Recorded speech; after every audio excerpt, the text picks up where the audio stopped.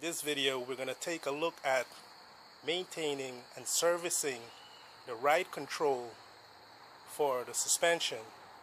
We are going to show you how to adjust the ride height for a torsion bar suspension, which is featured in some Nissan, Isuzu, and Chevrolet make and model. Let's take a look at what's involved in positioning the suspension for different ride height and servicing the ride height linkage. We are first going to need to remove the shock absorber and the stabilizer bar end link from both sides of the suspension. When you are going to be relocating the jack stand from the lower control arm to the frame rail of the vehicle, you're going to need to position your jack in the middle of the center support where the differential is mounted.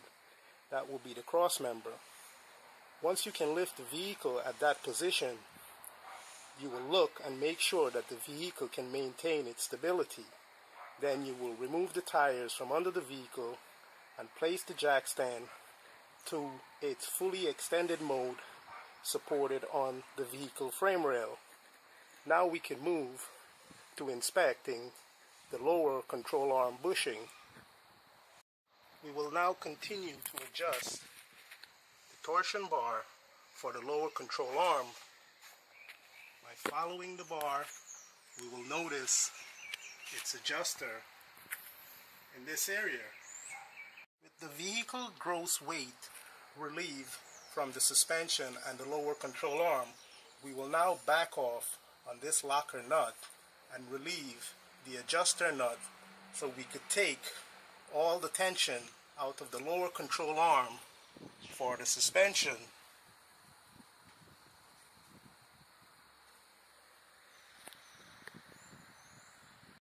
There is one thing that you should know about this adjuster. You must never ever make any adjustment to this linkage when the wheel is on the ground. All the vehicle weight must be supported on the frame to make any adjustment to the lower control arm. So you're going to need two wrenches to do this. One is going to hold the adjuster nut, which is on the bottom. The top one is going to unlock the adjuster nut.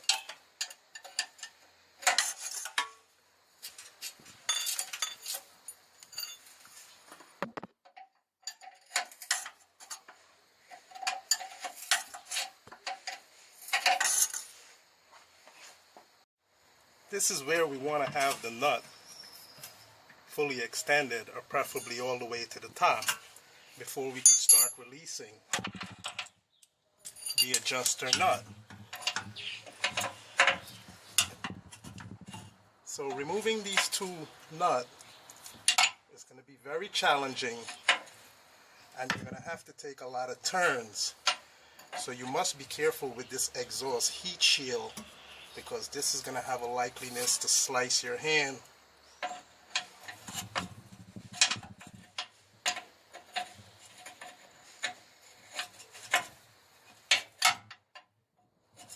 You want to make sure you also apply some heavy grease. That will be the wheel bearing grease, to ease the release of the nut.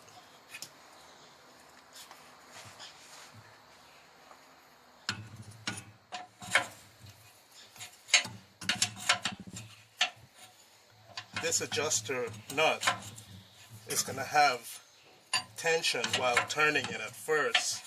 But after you make about 8 to 10 turns, the tension will be relieved, making the nut easier to turn. This tension at the beginning is relieving the torsion bar and the lower control arm from any preload. While relieving this adjuster nut, you're going to notice the lower control arm tends to lower itself until it's seated onto its bump stop. Once the control arm is seated to the bump stop, then this nut will become easier to release.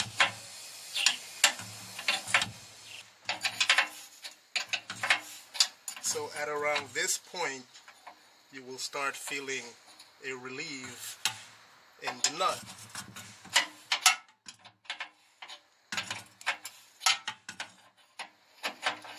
Once we feel that relief, then we'll be able to turn the nut by hand to release the adjuster from the shackle on the control.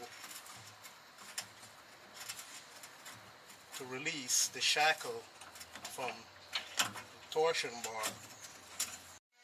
So this locker nut is going to have to get removed completely from the stud. Now that we have the adjuster, the lower nut, released, when we turn this nut here, we're going to end up turning the bolt itself. So now we got to grab the bottom here and ratchet it out. We're going to use the wrench by placing it to hold the nut. You don't want to use a vice grip on the nut because the vice grip is going to clamp onto the nut, causing more restriction in your turning. So with the wrench braced against the exhaust bracket, we can now turn the bolt completely down.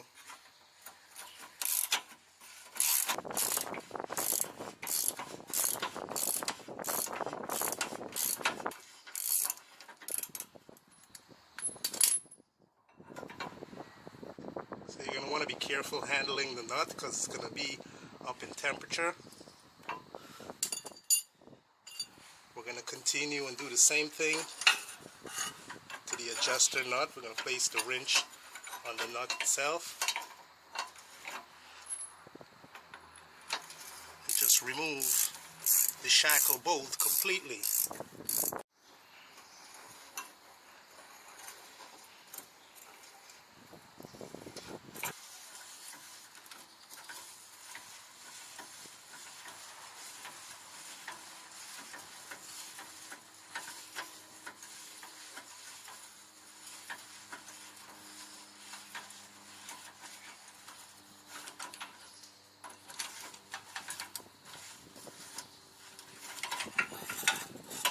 That is our nut. You will notice this nut because it's different than the other one. So that's the length of our bolt. Pretty long. This is our locker nut. This is our adjuster nut. And this is the locker nut. So the thinner one is going to go on top and the thicker one is going to be on the bottom. You need the thicker one on the bottom because this is what actually holds the load when the suspension is in movement. If you're to use the bottom one, chances are you have less threads and the bolt will most likely become stripped. So everything is engineered with a purpose. Here is a little first aid for all of you who might get cut during the process of fixing your vehicle. You want to use some of this salt, iodized salt. You mix it with the water, like if you have a little cut like that. You just soak your hand in the water, in the salt water, and this is going to kill off all bacteria and you will be able to heal much faster.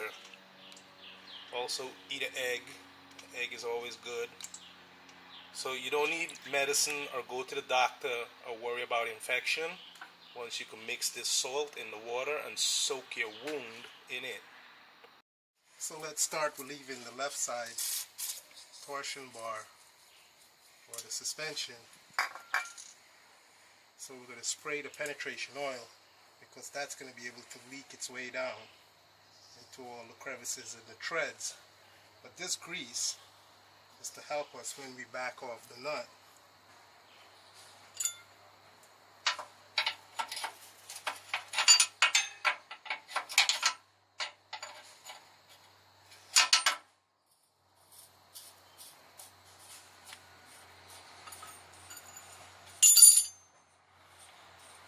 So this side is much easier to relieve and compare to the right side. So this tells us that someone messed with the right side adjuster before, and what they probably did is they turned the nut while the suspension's still bearing load, and that load is what caused the nut to probably eat away at the threads previously. So they reset it to the factory setting, and now that we went and removed it, we are experiencing a restriction with the nut, making us have to use the wrench to back this locker nut all the way off.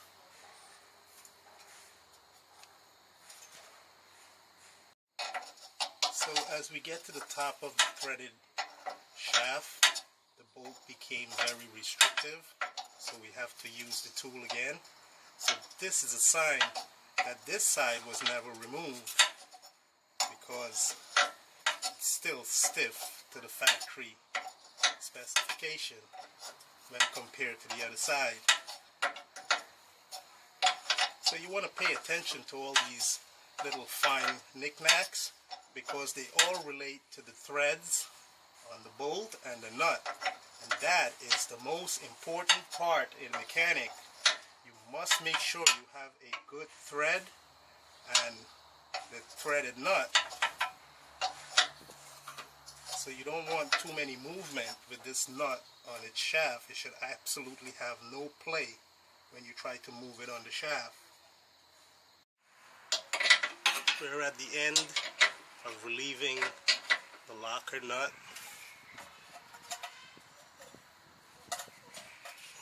So the dirt on the threads of the bolt is what's going to play a major role in restricting the nut from removal.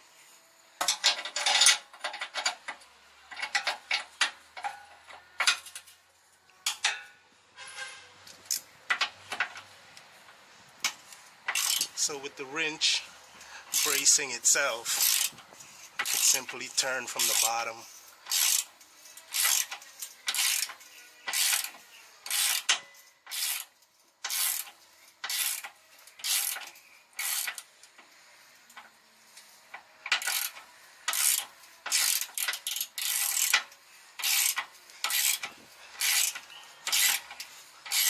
So you're going to want to rotate your motion from pushing, because when you're pushing like this, you're building your back muscle, and then when you're pulling, actually when you're pulling, you're building your back muscle, and when you're pushing, you're building your chest muscle.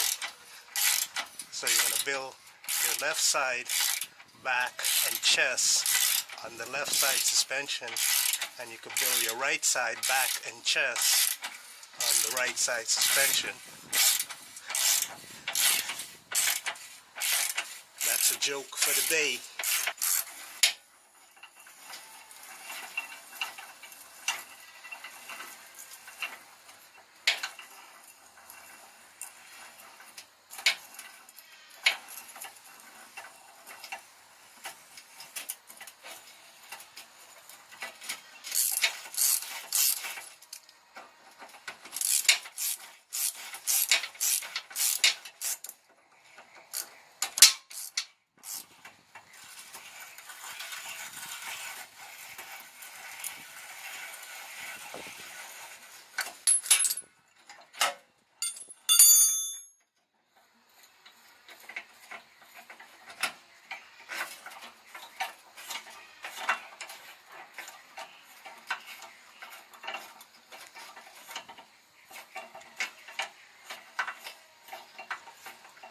So this is one of the longest bolts on this vehicle.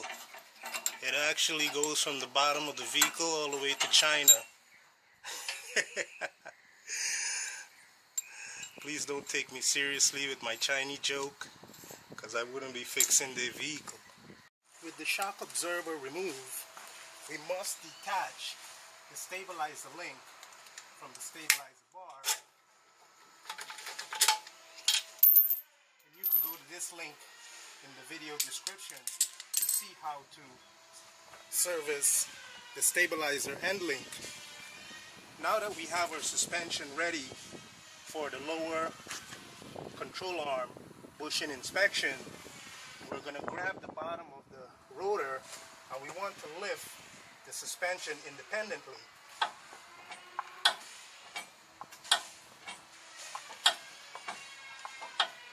So while we're doing this lifting up and down, we want to look at the bushing and the movement of the pivoting point for the control arm to make sure it's not clunking or moving in an abnormal situation. Once all the tension has been relieved from the torsion bar, we could use a pry bar like this and place it between the lower control arm joint and try to see if we get any movement in the bushing. And any excessive movement will mean that we have to replace the bushing in the lower control arm. But in our case, control arm bushing seems to be in good condition.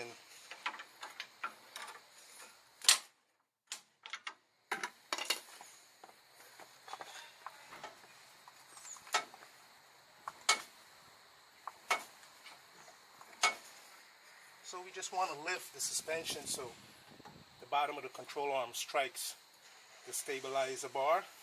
This is going to ensure that we have full travel for the suspension with no misalignment. Let's take a look from under the vehicle at what happens when we move the suspension.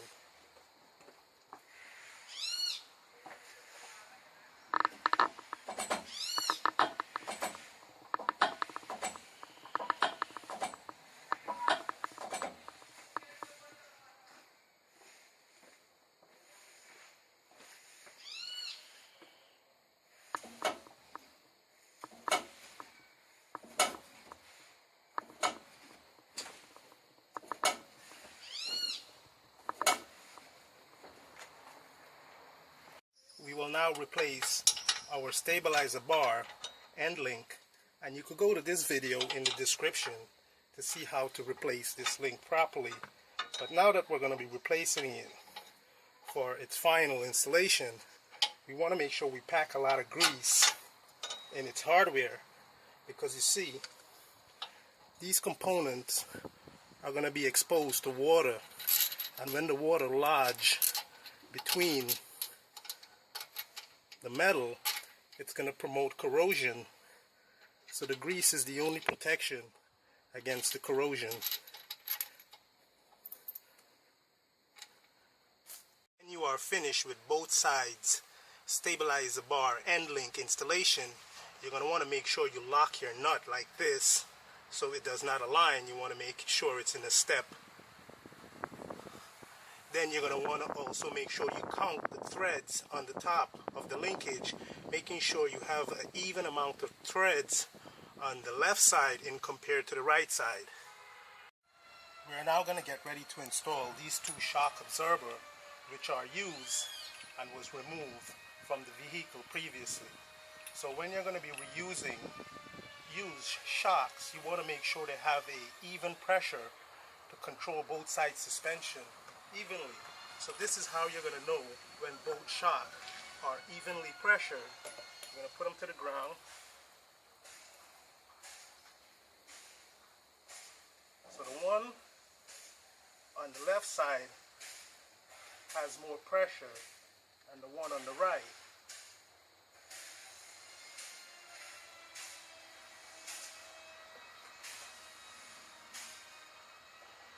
So when the shock is fully compressed, you want to do a race and you want to look at them extending. So as we can see, this side is much more up to performance than this one, but we're still going to reuse them until we get new shock from Rancho next week. When you're going to be installing the shock, you want to make sure you apply some of the same grease between the bushing and the nut and bolts, also to the lower bolt. Let's return to reinstalling the suspension adjuster bolt. For the threaded stud, you want to count the threads, making sure they're even on the right side and compared to the left side. This is going to make sure you have an even preload tension on the torsion bar so the vehicle could sit at an even ride height. Take the 19mm wrench. You're going to place the box end of the wrench onto the nut. Then you use a 19mm socket and use 3/8 drive ratchet. And you just want to take all the slack out of the bolt.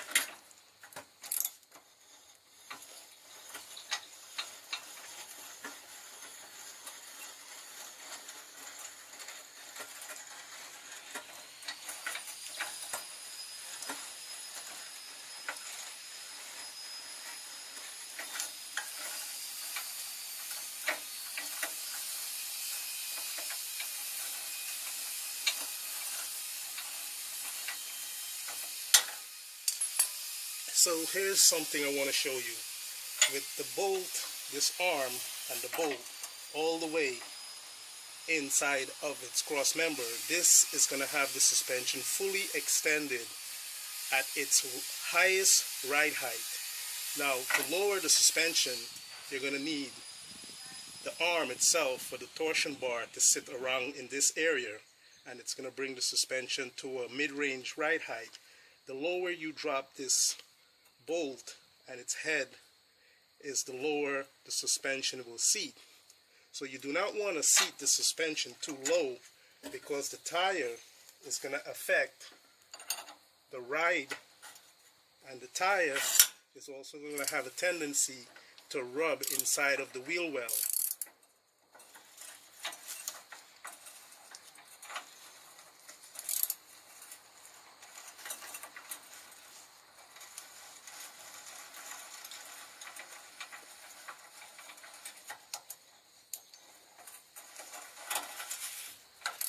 So once we have this bolt snug, we just want to tighten down on it.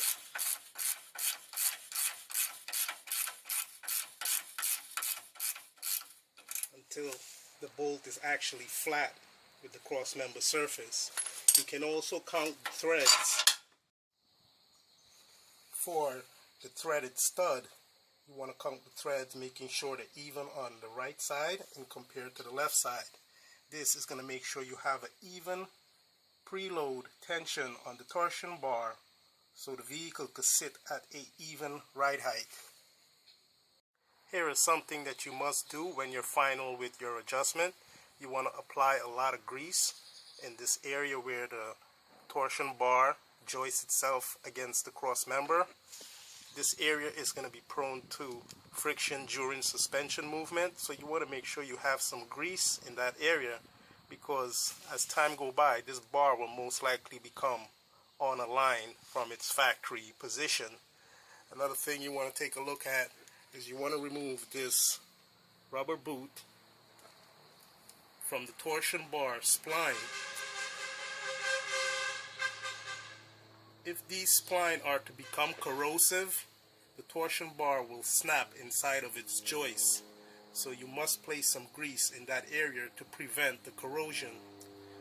If the torsion bar is to snap, you will lose suspension on the side of the vehicle for the broken torsion bar. You want to make sure you perform this grease application on both sides, left and right. We are final with installing our adjuster bolt for the torsion bar. We're now going to get ready to lock the nut on its linkage, and you're going to want to use two 19mm wrench for this.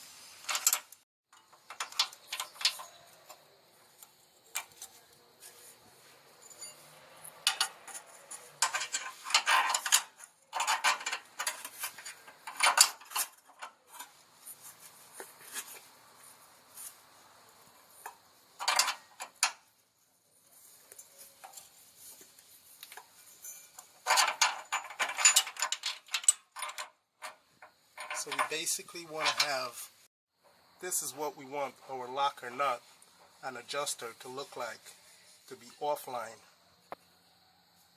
You will also be required to apply some grease to the spline of the front of the torsion bar where it attaches to the lower control arm, because all these areas could be lodged with water and it will corrode the spline and then it could snap the bar.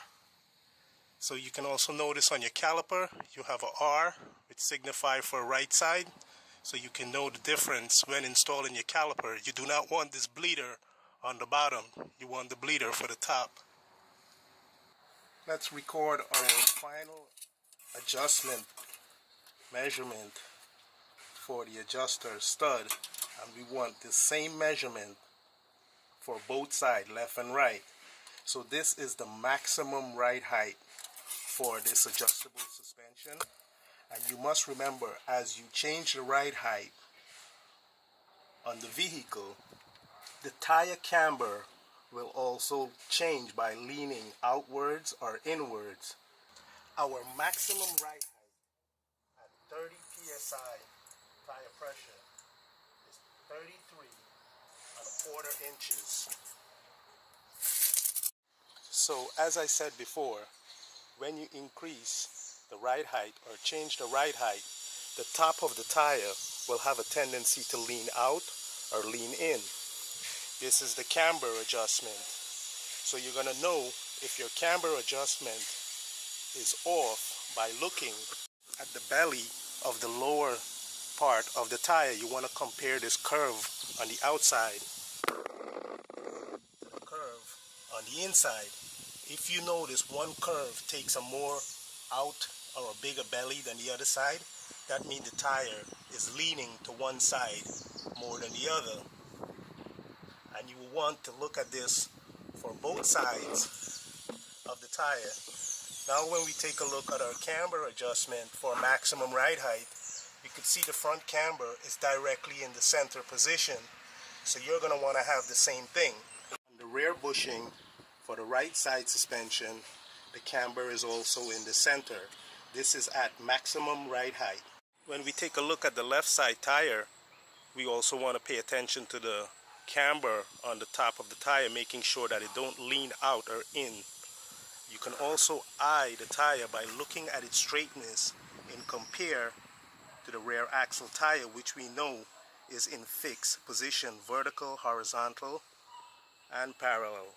So again, we want to look at this tire over here. We want to look at the belly of the tire. That will be the area that's observing all the weight on the outside and on the inside of the tire, making sure they have an even belly. When we take a look at the left side ride height, we will notice it's 1 inch higher than the right side, and that's approximately 34½. So we have an uneven ride height at the front suspension, even though we have set our adjuster to a even location. The only thing that could cause this uneven front suspension would be a bend's sway bar. You can go to this video here to see the installation of the sway bar end link and its support mount. You will notice when the left side end link is connected, this right side seems to elevate itself above the link. That is a sign that the sway bar is bent, and a bent sway bar will cause a uneven suspension, even though the spring is adjusted for even ride height. You will also notice this uneven ride height at the upper control arm, and between the bump stop you'll take your tape and simply measure it. For example, this side is 3/4 inch and the other side is 1/2 inch. So when that difference is leveraged, it will equate to a difference of between 1½ or 1 inch in difference of ride height. Once we are final with the camber adjustment, it's time for us to move to the toe in and toe out adjustment. This is the adjustment that keeps the tire traveling in a perfectly straight line. So your adjustment is going to have to be made from this center link by unlocking these 2 locker nuts. So sometime you're going to have this is going to happen to you, The nut is just going to become stripped because you're going to use a wrench like this. But what's really recommended for these nuts is a wrench like this of its size. This is called a line wrench. So since I could not get this nut off of here, I just back off this here, and I was able to remove it from this end and turn the tie rod to make my adjustment. Since the stabilizer bar is uneven on both ends, this will cause the irregular surface with the tire like we see in this video in its first part series. This uneven stabilizer bar at its end link will also cause destruction to the shock absorber. The uneven stabilizer bar will cause the suspension to move irregularly, contributing to unnecessary vibration, destroying its joint. It is important that the sway bar be replaced immediately before driving the vehicle, for it is dangerous to drive the vehicle with an uneven tension at the end of the stabilizer bar.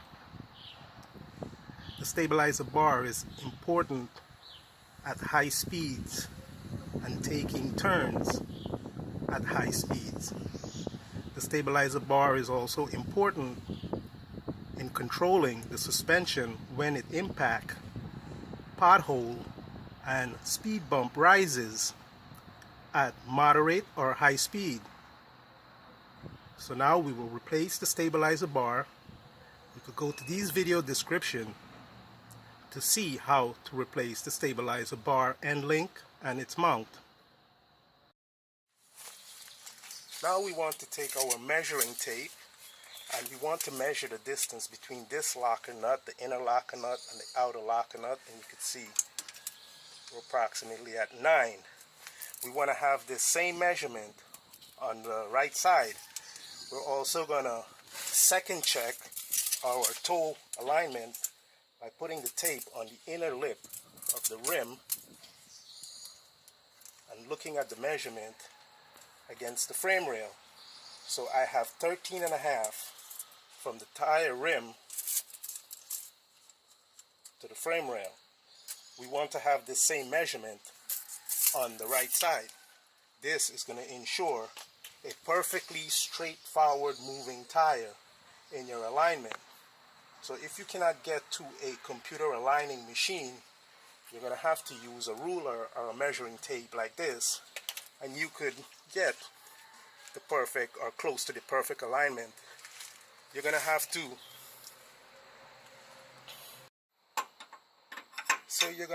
test drive the vehicle for your final result based on how the steering wheel feel.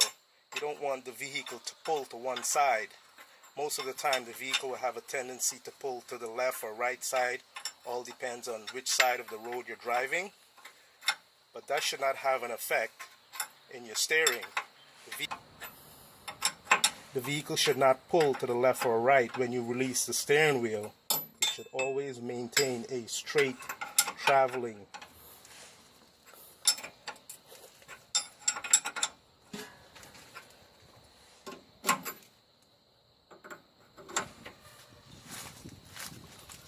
So now this linkage is locked, and we must remember to replace our cotter pin. Let's check the right side, and that's what we want, a little bit above the 9.5 mark. That will be around 3 3/4. And then we want to go on the inside to check the rim on the tire to the frame rail. Now we want to check our caster alignment. That's the alignment that I took from the upper ball joint to in the fender well. So to check for a perfect caster alignment, we're going to use the measuring tape, and we want to put it to the front of the axle and run it down all the way to the rear axle, the center of the rear axle. That will be the center of the wheel.